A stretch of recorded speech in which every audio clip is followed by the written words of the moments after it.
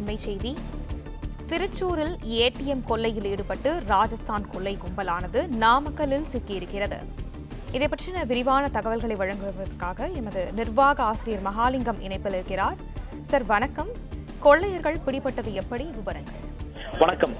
கேரள மாநிலம் திருச்சூரில் இன்று அதிகாலையில் கிட்டத்தட்ட 1.5 மணி நேரத்திற்குள் 3 SBI ஏடிஎம்களை அடுத்தடுத்து உடைத்து, கேஸ் கட்டரை வைத்து உடைத்து அதிலிருந்து சுமார் 65 லட்சம் ரூபாய் பணத்தை கொள்ளையடித்துவிட்டு தப்பிய கும்பல் தான் தற்பொழுது நாமக்கல் மாவட்டத்தில் சிக்கியிருக்கிறது என்ற ஒரு தகவலை திருச்சூர் மாவட்ட காவல் கண்காணிப்பாளர் இளங்கோ உறுதிப்படுத்தியிருக்கிறார்.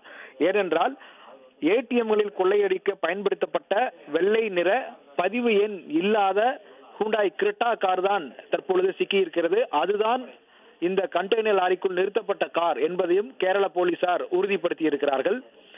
மேலும் அவர் தெரிவித்த முக்கியமான விஷயம் என்னவென்றால், கொள்ளையர்களிடமிருந்து விசாரணை மேற்கொள்ள கேரள போலீசாருடைய தனிப்படை நாமக்கல் வந்து கொண்டிருப்பதாகவும் அவர் தெரிவித்திருக்கிறார்.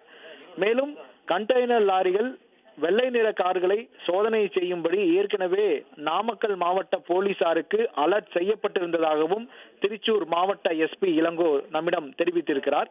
இந்த விவகாரத்தை பொறுத்த வரைக்கும் இப்போது சிக்கியிருக்கக்கூடிய இந்த வடமாநில கும்பல் என்பது வழக்கமாக ஏடிஎம்களில் கொள்ளையடித்துவிட்டு அந்த காரை கண்டெய்னர் லாரிக்குள் பதுக்கி யாருக்கும் தெரியாத வகையில் வெளி மாநிலங்களுக்கு பணத்தோடு தப்பிச் செல்வதை வாடிக்கையாக கொண்டிருக்கிறார்கள் என்ற ஒரு தகவலையும் திருச்சூர் மாவட்ட காவல் கண்காணிப்பாளர் இளங்கோ உறுதிப்படுத்தி இருக்கிறார்.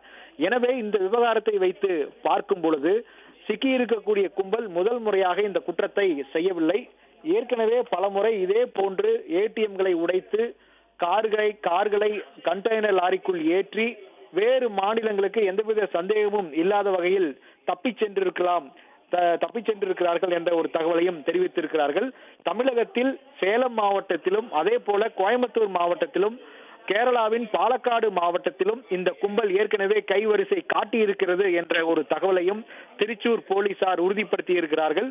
எனவே இவர்களுடைய தீரன் சினிமா பட பாணியில் கொள்ளையடித்துவிட்டு அந்த கொள்ளையடிக்க பயன்படுத்தப்பட்ட வாகனத்தை நேரடியாக கண்டெய்னர் லாரிக்குள் பதுக்கி வெளி மாநிலங்களுக்கு மொத்தமாக தப்பி சென்று விடுவார்கள். அதுதான் இவர்களது வாடிக்கையாக வைத்திருக்கிறார்கள் என்ற தகவல் தான் தற்பொழுது கேரள போலீசாருடைய தகவலாக இருக்கிறது. தற்பொழுது சிக்கியுள்ளவர்களை காவலில் எடுத்து விசாரிக்கவும் கேரள போலீசார் தற்பொழுது முடிவு செய்து அதற்கான பணிகளை விரைவுபடுத்தி இருக்கிறார்கள்.